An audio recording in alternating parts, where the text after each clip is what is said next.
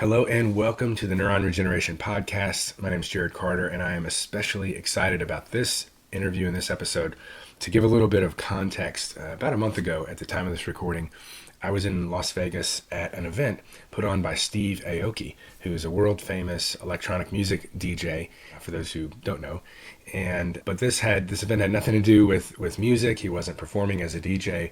Steve Aoki is actually completely fascinated and all in on brain science, neuroregeneration, fixing neurodegeneration, longevity, all kinds of things. And he actually set up the Aoki Foundation to raise money to fund research in those areas. And that's why I was at that event. And I was sat down at the same table as the interviewee in this episode, Dr. Jeff Karp. And I was blown away because maybe 1 week before I was listening to a podcast where he was being interviewed. And I was totally fascinated and thinking, I've got to get this guy on my podcast because he has built a skill set and shown a history of success in translating ideas from the lab to actual patients and to the general public, to society, that is way, way beyond, the average level or percentage of translation that we see out there. And so in this realm of neuron regeneration, but really across the board, this is a huge challenge where we see amazing ideas die in the lab or not get much further past that. And so I thought, I've got to get him on to talk about what are the key things that he's learned along the way that have contributed to that really high level of success. So in a moment, I do want to, I'll read his bio and we'll dive into the interview. But I just wanted to mention again, this is kind of like the interview I recently had with Tom Khalil, where it's not really focused on neuroscience or neuron regeneration science, but rather the things that are going to also be important for us to have, in use to get things across the finish line and actually figure out how to heal neurons at a much higher level. And he has had a number of different products and different things in clinical trials and all that. But I did want to mention, since we don't talk about it in the interview, that he also does have a product that he has gotten to, I believe it's Tissium, tissium.com, tissium.com, where you can kind of check out the company that's moving that forward through clinical trials. But it's a conduit for peripheral nerve healing. And one of the main differences is that they use a glue where a peripheral nerve is damaged, this conduit between them, instead of suturing it to the conduit, they actually use a glue, which is way less invasive and less further damaging than sutures can be. So if that's part of what you work on or interesting to you, then check that out at tissium.com. And with that said, let's get into the bio and then we'll dive into the interview. Dr. Jeff Karp empowers students and drives innovation as a biomedical engineering professor at Harvard Medical School and MIT, an endowed chair at Brigham and Women's Hospital, where he champions the power of unconventional thinking. Inspired by nature's ingenuity, he directs a lab dedicated to developing innovative medical technologies. Driven by a passion to improve patients' lives, his team has invented technologies that have led to the formation of 13 companies. These inventions include a tissue glue that can seal holes inside a beating heart, targeted therapies for osteoarthritis, Crohn's disease, and brain disorders, smart needles that automatically stop when they reach their target, a nasal spray that neutralizes pathogens, and immunotherapy approaches to annihilate cancer. Jeff's research was featured in Popular Mechanics' top 20 new biotech breakthroughs that will change medicine. He harnesses the power of failure, viewing setbacks not as obstacles, but as rocket fuel for propelling his research and innovation forward. This philosophy has driven him to continually push boundaries to publish over 175 peer-reviewed papers with over 35,000 citations. He has delivered 400 invited lectures and holds over 100 patents. He is a fellow of the National Academy of Inventors, Royal Society of Canada, the Royal Society of Chemistry, the American Institute for Medical and Biological Engineering, the Biomedical Engineering Society, and the Canadian Academy of Engineering. Jeff is also a Clarivet highly cited researcher, top 0.1%, and has received the Distinguished Alumni Award at the University of Toronto, the highest honor bestowed by the Engineering Alumni Network.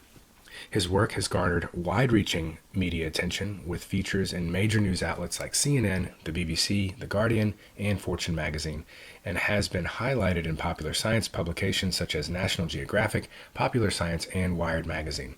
He has also given talks at TEDMed and TEDx. So that is just part of his incredible bio and CV, but I'll stop that there so we can dive in to this fascinating conversation with Dr. Jeff Karp.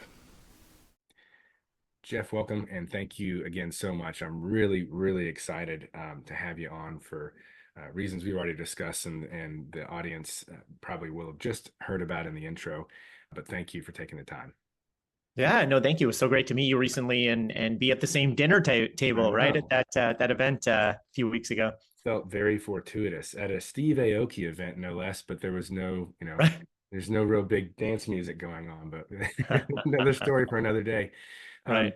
so yeah, as I mentioned, the idea or the things that I'd like to bring out of this conversation are, the tactics, the mindset, the tools, whatever it may be that you feel have really contributed to your much higher than average level of success when it comes to translating ideas from, academic lab into, human impact, general market, if it's a product, or even into the clinic, and hoping that I and others in the audience can take some of those things and have higher levels of success moving forward in doing the same thing in regards to neuron healing and regeneration. So maybe you could give us a little bit of a background of like what do you feel like the driving forces were from getting you in established in academia and then moving things into the market, whether through entrepreneurship or other avenues. Well, I think one of the biggest first things for me was really just seeing and observing what is possible. So I had my PhD advisors both had been very entrepreneurial and, not just satisfied with publishing academic papers, but finding ways to take those discoveries and turn them into products that potentially could help patients. And so my advisors are very entrepreneurial in that. I think that really opened my eyes to, wow, it really is possible to do this. And then I was really excited about it, and it started to become a passion of mine. I love science, but I started to think, okay, how can I use science to help people? And one person in particular just stood out, which is Robert Langer at MIT, who is a co-founder of Moderna and, maybe 60 or 70 other companies. And he actually, this was before Moderna, but he still had dozens of companies that he had co-founded. And it was just this incredible playground in his lab that I heard about, where people come from all over the world to make discoveries and then put them on the path towards translation. And so I found a way to get into his lab. Actually, initially he said no, and I figured out a path to get in nonetheless. And I'm just a big believer that when you find an environment where people are practicing the skills that you want, and you get yourself in that environment, really submerge yourself, those skills start to become your skills. And so to me, that was the biggest thing initially, was just seeing what was possible, seeing that people could go and do their PhD and then do some more training as a postdoctoral fellow and maybe become an academic and then use companies as a vehicle to move things out of the laboratory. But I also saw how people in the lab could evolve into entrepreneurs, and how people were connected within this interconnected ecosystem that is critical for moving things forward. And so that was really the first part of it. And then another big part of it was realizing, as I was coming out of my training at MIT and starting my faculty position, that it was kind of like one of these holy crap moments, because I realized I didn't have the skills required to focus on translation, to move technologies out of the lab to help patients. I had seen other people do it and I saw what was possible, but I had this realization that I needed a process. And so that has been really key in my life for being able to move things out of the lab, is to focus, laser focus on process and observe others' processes, try them on, figure out what works for me, what doesn't work, and keep evolving it, iterating it over time.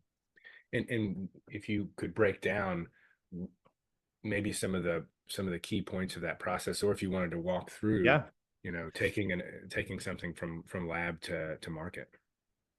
Yeah, absolutely. No, I'm happy to. I think I kind of see it as a really holistic approach, in the sense that it's like a multi two-prong strategy, let's say, and it's nonlinear, and it's there's no sort of like recipe. But what I found are there's certain things that are just really critical. So one is how we approach problems. So I think the standard sort of approach in science is more about exploration. So, you sort of dig deeper and deeper and deeper over time for greater understanding. Sometimes things, people have these dogmas come out where it's like, this is the way it is. And then a new tool comes on and you sort of blow that up and you start thinking about it a different way. And the process of discovery is really exciting and very important. And you need that before you can translate. But the translation approach, the approach to focusing on moving things out of the lab and into society, requires a different look, and it requires a different problem definition. And, for example, like let's say we wanted to explore a question we had in cancer therapy. It may be, and we need to develop a technology to do that. It's okay if that technology is very complicated and, we spend years doing it, we make it, it's very complex, but then we can use it to answer questions. One of the big differences with moving things, to try to create products, for example, is simplicity. We need to keep things as simple as possible. And so that, to me, is one of the key sort of approaches, is that if we're advancing science to help people from the very beginning, we need to be thinking about how can we simplify this, versus if we're just exploring, it's okay to have a lot of complexity. So that's like one key difference. Like, I'll give you an example. I developed this technology when I started my lab. And so I started my lab in July of 2007. In the first year and a half or so, we committed to this one project to take stem cells out of the body and then engineer the surface of the cells and then infuse them, like intravenous infusion, for example. And the idea was, could we get these cells to travel to different sites in the body? So if you wanted to treat osteoporosis, you could take cells out of the body that can, let's say, make bone and then target them to the blood vessels in bone. Or could you target these to the gastrointestinal tract to treat inflammatory bowel disease, or to the heart to prevent the progression from heart attack to heart failure, which is very common. And so we actually developed a technology that we basically showed we could do it. And not all aspects of it, but it was a big first step. And I thought, okay, this is for sure a company. I was really excited about it. First major project in my lab. It dedicated almost all my resources to it. And that's what I really wanted to do. That was my passion, to, do this and then do another and another. And I made an appointment with a venture capitalist in town, Newbar, who's a founding partner at Flagship Ventures. And I went and met with him. And, I was really excited, couldn't sleep the night before. I get to the meeting, I kind of feel like, this is going to be a company. Like, I was really confident. Mm-hmm. And, we go through the presentation, I show all the data, this is possible. Here's how we did it. And at the end, he kind of leans a little bit across the table and he looks me in the eye and he said, Jeff, this is really great. Like, really, you've made really great advances, but we're going to take a pass. And I was like, what? And I could barely hear what he was saying after that. But he essentially said, what I remember him saying is that it's just too complicated. We had developed a process for engineering the cells that was a 5-step process. And he said, sometimes it's so complicated to even just have one step. And because you have to have quality control and things don't always pass quality control. So if you have to have quality control at 5 different steps, then it's going to cost a lot more money. It's going to take a lot more time. And the potential risk of this, failing is much higher. And so I went back to my lab and I was really devastated. But after, as things go, a couple of good nights sleep and some conversations with others, this sort of after the rain moment that happens, I think after every setback and after every failure, is that I started to think, sort of with perspective, wait a moment, I could apply this lesson to everything moving forward. And out of this came this concept that I like to refer to as radical simplicity. So like the art and discipline of minimizing complexity at all levels. And I started to bring that to every project in the lab right from the beginning. So that was really key to have that experience early on, to realize that, majority of technologies, not all, but a lot of them don't reach patients because they're just too complicated. There's no manufacturing approach. There's too many steps involved. It's too costly. So that is, I think, a key element of kind of addressing your question. Yeah. And then the other big element is I think one of the best decisions I ever made in my career was early on. I realized, as I mentioned before, as I was coming out of my training at MIT and in my faculty position, this holy crap moment, I was like, wait a moment, there's all this expertise that's required to translate, and I don't have the expertise, like, manufacturing and patents and reimbursement and regulatory. There's all these things. I was like, oh my God, how can I possibly learn all these things? And the answer is, I couldn't, quickly at least. And so I said, okay, but who has these expertise? In my experience, it all comes down to sort of the questions that we ask and the questions that we fail to ask. So in the case of the investor, it was a question that I failed to ask, which is what happens after something leaves the lab, right? That we failed to ask that. And then, sort of that was led to this devastation moment, but then this, aha, I can apply this moving forward. And so the same thing happened here, which is the question was, okay, who has the expertise? And I realized there's people all around me that have that expertise. So this is the decision that I'm getting to. One of the best decisions in my career was I decided to meet with people in the entrepreneurial ecosystem every 2 to 3 weeks. And I did this for probably 10 years. I met with patent lawyers and corporate lawyers, reimbursement regulatory experts, people in pharma and medical devices and biotech and consumer health. And the questions I asked them kind of evolved over time. I didn't really know what I was doing, but I just felt a bit of gravity there.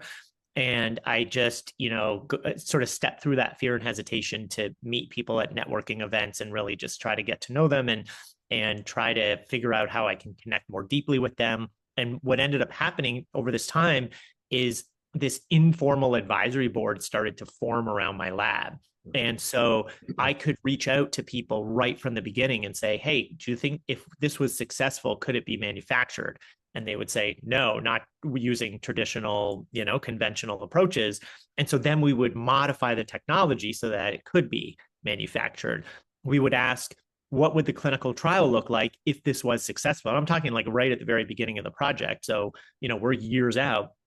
And they would say, well, you would need to beat this at the current state. Like, here's the gold standard. You'd have to do better than this. And that was critical because then we could incorporate that early in our experiments as a measure of, are we on the right track? Wow. And so so these are some of the elements that were just, there are many others, but these are some of the key things. That's fantastic. And just curious, going back to those engineered cells, because that sounded so exciting. And I know that I'm not sure how big they were, and I know a lot of MSCs get caught up in the lungs, but did anything ever come from that? Were you able to make it less complex enough, simple enough to then give it another try years later? Or, what was the end of the story for that? Yeah, so that technology actually, as things kind of go in research, it gave us other ideas. So it's sort of, we started to step back and say, okay, how can we simplify this? And how can we started to realize, that kind of an approach was also a little further from the clinic. There was a lot of other things, like it wasn't just about getting the cells to the right site. We need to get the right number of cells, the right type of cells.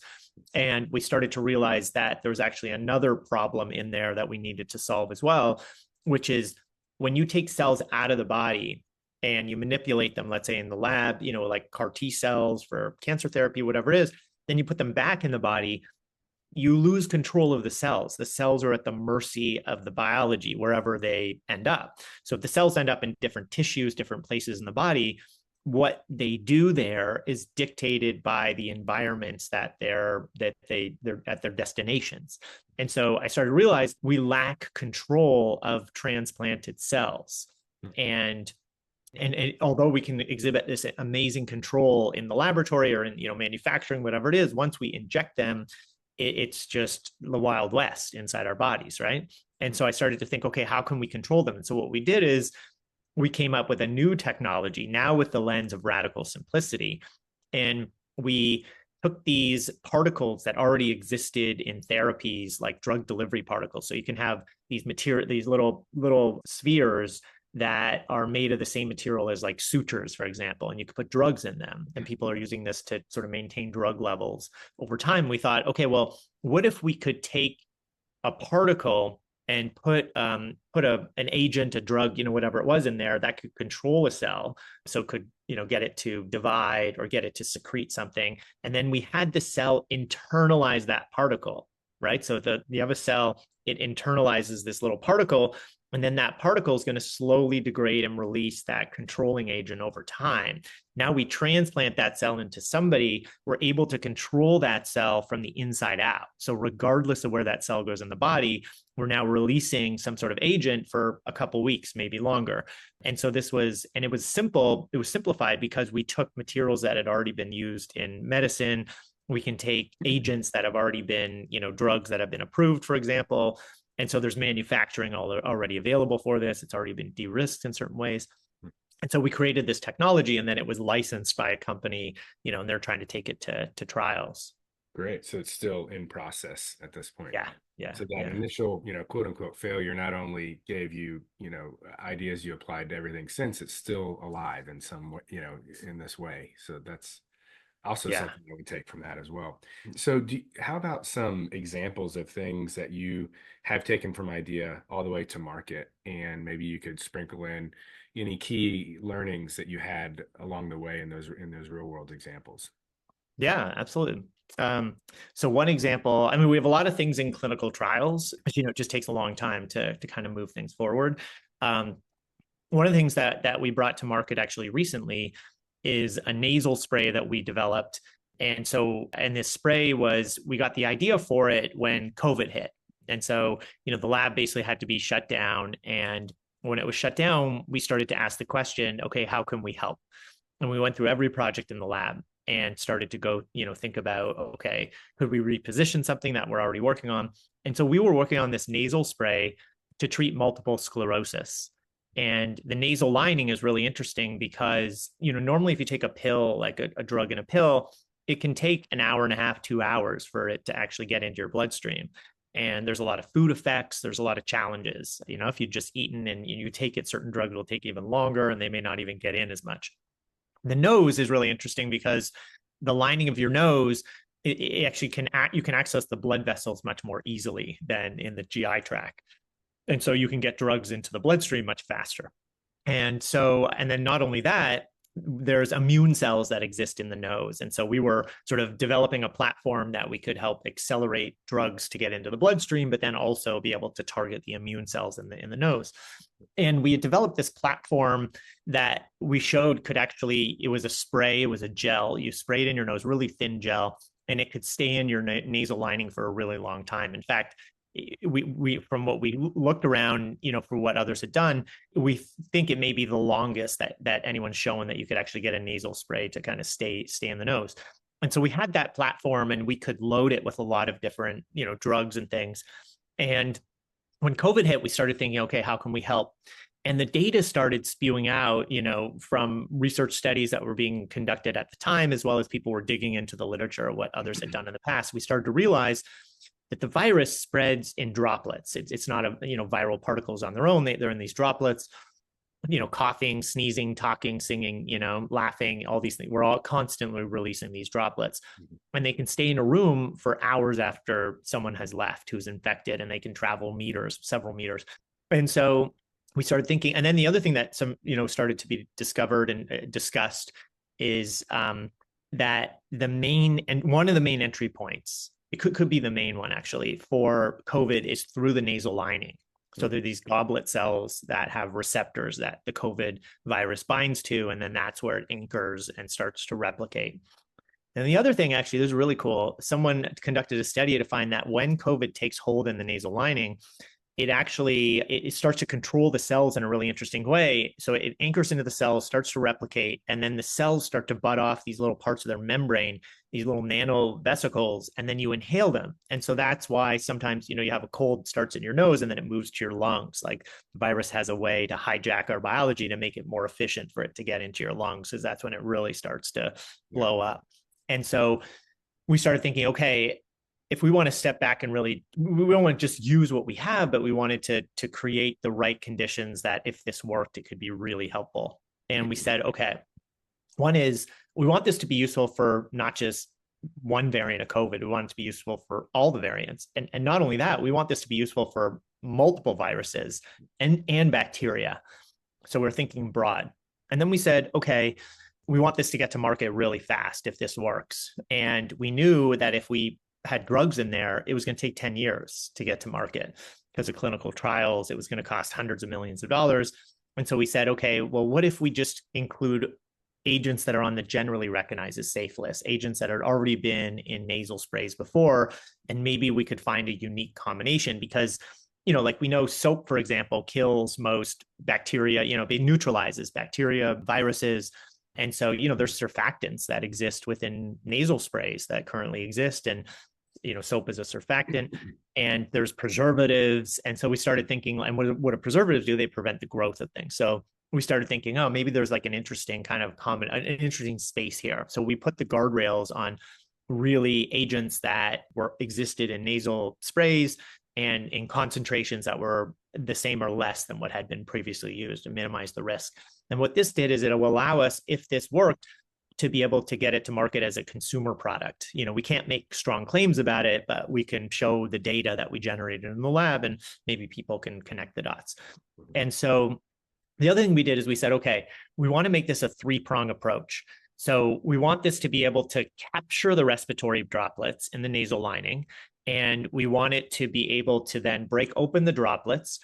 And so that was sort of one phase, is capture and sort of break open these droplets, and then serve as a barrier so the virus can't get through. So it's like a barrier film. And then we want to be able to neutralize the virus as well. So it's like capture and release the viral particles, prevent there's a barrier there, but then neutralize them as they're sort of interacting with this barrier. So that was our approach. And we screened, hundreds of agents and did different combinations of agents. And we came up with a formulation. We teamed up with an infectious disease researcher and tested in his lab. And he started saying, I've never seen anything like this. And this was, this took several months to, several formulations, a bunch of experiments. And so we showed essentially that we could get 99.99% kill under laboratory conditions of COVID-19, H1N1, influenza A and B, adenovirus. We looked at form of pneumonia, RSV, all these things. And we recently published the data about a month ago in a really great journal called Advanced Materials. So anyone who's interested can, check out that work. But essentially, we were able to bring that to market as a nasal spray. And again, we can't make claims about it. I can tell you about the science and what we did in the lab. We haven't done clinical studies. We haven't demonstrated that this prevents COVID or this can reduce the transmission. But based on the data that we have in the laboratory, people can draw their own conclusions, essentially. And we know that, we had two regulatory agents, one that was the FDA's general counsel for many years, created the GRAS list, an international toxicology consulting firm. And they all said the ingredients that we're using are safe to use at the concentrations that we're using them. So great. Well, that's an exciting story. And as I have a little bit of sniffles developing, I actually thought about you yesterday, being in the hospital with my son for the last 48 hours. And I'm like, I really wish because I heard you talk about the nose spray on Peter Diamandis's podcast. And I thought, man, I really could have used that. And honestly, I mean, we don't jump to conclusions with what we use in our children, but every little cold really hits him so hard. I mean, he has RSV, that's why he's in the hospital now, and developed into pneumonia. And it's like, so I'm very excited to look into this, and maybe you can share that link to the advanced materials. We'll put it in the show notes, so those who are interested can just hop over there and have a look for themselves. But it definitely, the theme I'm taking here is that you have become highly skilled at asking the right questions from the very beginning, and including what is the true end goal of making human impact, and how do we reverse engineer it and keep those steps and those milestones and the approach in mind from the very beginning, as opposed to just going about it from an academic perspective. And that's interesting, and let's just go down this rabbit hole without thinking about, deeply thinking about the next steps. Yeah, that's huge. And I think, it's like questions are our best technology, right? If you really think about it, they can help us to uncover insights that could be transformative. They can help us slow down a conversation. They can help us connect to other people. They can help us speed up a conversation. They can help us, really it's like a gateway to focusing our attention. And to me, wherever you're at your, questioning is a skill, and wherever you're at this moment, you can always sort of level that up.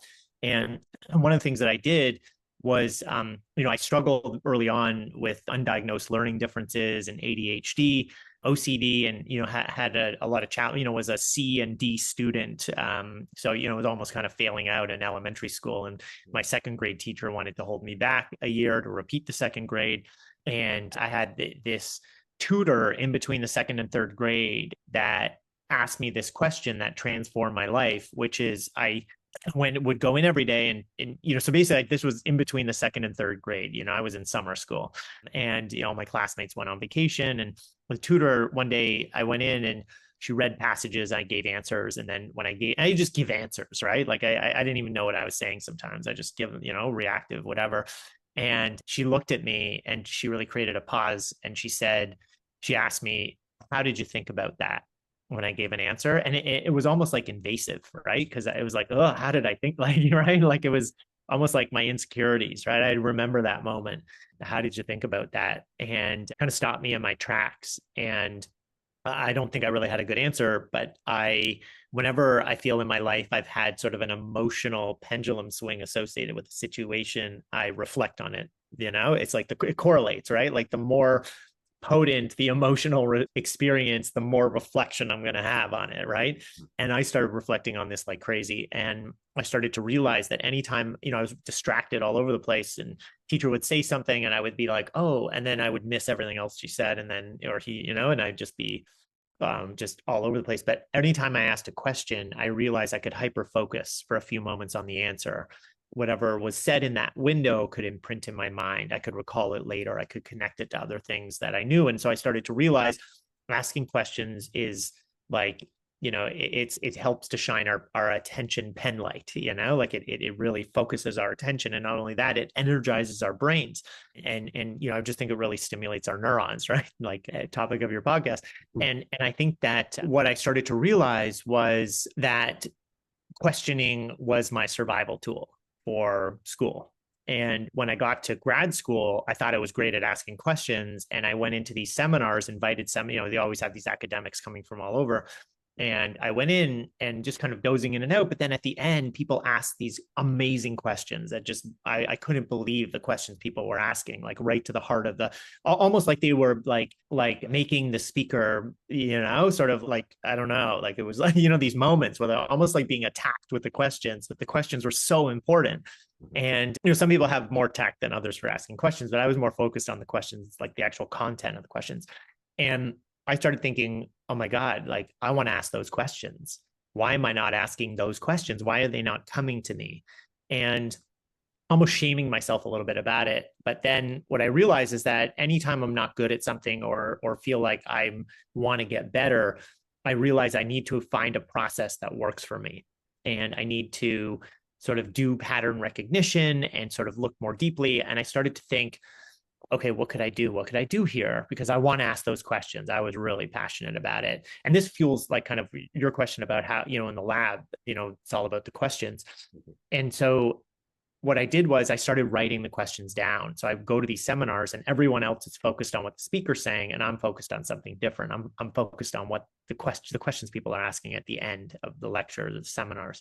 And I write them down, week after week. And one day I look at them and I realize there's patterns to the questions, that there's a rationale behind the questions, that they're not just random questions, but that there's categories that you can put these questions in. Like one is, and I think about this today because it's like anybody can use this. If you go to a scientific conference or whatever, you can think about it in these buckets. So one is, was the experiment actually working?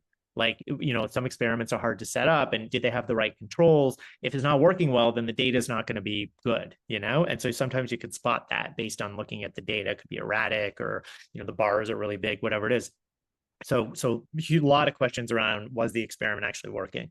Another big group of questions was around, did the speaker overstate their conclusions, right? So did the data that they generate actually support the conclusions that they were drawing, right? And so they might have some data showing they could do X, and then they were like, we can cure we can cure this disease. And then you're like, wait a moment, you just showed it in this narrow system. And, so a lot of questions were around that, really paying attention to the connection between the support of the data and the conclusions. Then another bunch of questions were around, were the results important? So if someone's developing a diagnostic for blood and they did all their work in saltwater saline and the results look amazing, but they didn't test it in this complex system that's relevant because that's where we want to use it, then they haven't done the key experiments yet. And so it's sort of thinking about that. Have they done the key experiments that actually show this could work in humans or animals or, whatever it is? And then there were questions about statistics. Sometimes you bias your results by using, certain statistics, or sometimes you might say there's a difference, but there really isn't a difference. And so, there are a lot of questions about, were people using the right statistical methods? And there were some others. So when I recognized that, it was like, it's so simple, but it was so transformative for me. And I think it was just this idea that, we can focus our attention on so many different things, but once we find the thing to focus our attention on that really matters, it just moves the needle for everything else. And so when I went into these meetings next, these seminars, all of a sudden, all the questions that others were asking were coming to me. So that's how I kind of unlocked that. And so I think people can listen to the questions that others ask, and you can write them down, and you can start to develop, you start to learn them, and you start to think about them from different perspectives. You start to understand the rationale for why people ask these questions. And where I'm leading with this is one key question I ask in every lab meeting, which I think kind of comes back to your original question, which is, how do we sort of maximize moving things out of the lab? And this question, I think, is a big one, which is, what's the bar that we need to exceed to get people excited? Right? So it's like, where's the field at right now? And how much further do we need to go to really move the needle enough that we have something that we could then bring to society? So we would need, if we can do that, what does that look like? Well, we need to get investors excited. We need to get our colleagues excited, the community excited. And so it's kind of like the so what question. So to kind of dive into that just a little bit deeper, it'd be, if we're doing an experiment, let's say we work on cancer, it could be, what's the best result anyone has ever achieved in this really aggressive cancer model where patients don't do well? And it might be 30% of the animals survive for 3 months. And we might say, okay, if we can get that to 6 months, half the animals for 6 months or a year, we don't know exactly where that bar needs to be, but by sort of setting it beyond where it currently is at, it creates a North Star for every project that's focused on importance. And so we tend to be incremental, I think, just generally as, humans, is how our minds work. And so to me, we need to have strategies that sort of push the bar away from incremental and focus on meaningful, important results. And when we do that, it just, every experiment feeds into that. And we can actually decide, okay, we're not going to do that experiment because it doesn't help us to get towards that goal. Even if it might give us some interesting insight or better, basic understanding of things. It's when you put it through the so what question, it's not enough of a quantum leap to get others excited and to. Yeah. And by the way, what you just said, sometimes we need to understand things more. A lot of technologies fail to reach patients because we don't understand the biology enough. Mm-hmm. So at some point we have to make assumptions and then try to move things forward to see if we're good enough or not. But if we're not, often one of the key areas we need to come back to is sort of explore the biology further. But we have to know that's what we're doing. That has to be known and sort of stated as the goal versus, think that we're moving something to patients, but we're really just exploring. Makes sense. Well, I can tell, I'm going to be personally re-listening to this episode multiple times, and I want to definitely learn a lot more from all of your experience. And as I was preparing for this episode, I saw that you've written a book that basically is going to probably provide me a great deal of that information, not just from your experiences, but from others. So can you tell us about LIT and the things that anyone who's really been excited about this interview might, what they might get from that book? Absolutely. So LIT is all about intercepting routine patterns to actively think and decide versus just jumping in with habitual responses. So it's like this idea that often our thinking and our behaviors are dictated by the external world, the social norms or the algorithms that we subject ourselves to. And what I mean by that is just this, simple thing to think about is when we were kids, everything was new, right? Everything was like, we're learning, we're adapting, we're evolving. First time we learned to crawl, first time we learned to walk. Every grade is a completely new experience, riding a bike, and like everything is new. And so there really was an algorithmic life that we were leading. It was really just exploration and really immersive and observational, and then what happens is, fast forward to adults, we tend to wake up at the same time every day. We eat the same thing. We have lunch at the same time. We scroll the same sites. We communicate, like the people we interact with are pretty much the same.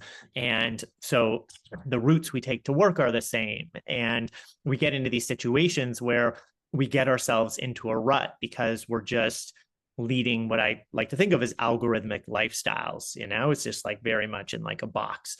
And I think that there are a lot of ways. And then the problem is that we become susceptible to misinformation. We become sort of pawns in others' sort of, commercial gains, essentially.